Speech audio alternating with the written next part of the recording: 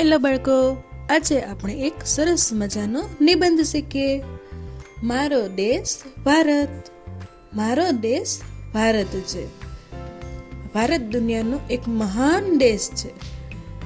ભારત વિવિધતામાં એકતા માટે જાણીતું છે.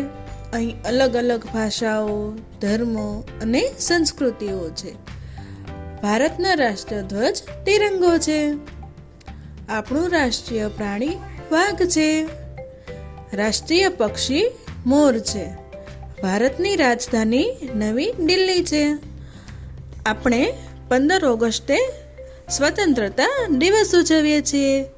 ભારતને 26મી જાન્યુઆરીને ગણતંત્ર દિવસ મળ્યો. ભારત કૃષિ પ્રધાન દેશ છે. ભારતના પ્રથમ વડાપ્રધાન પંડિત જવાહરલાલ નહેરુ હતા.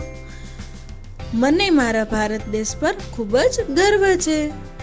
હું મારા દેશને ખૂબ જ પ્રેમ કરું છું. બાળકો, આપણે આવા જ નવા નિબંધમાં ફરી પાછા મળીએ. ત્યાં સુધી બાય.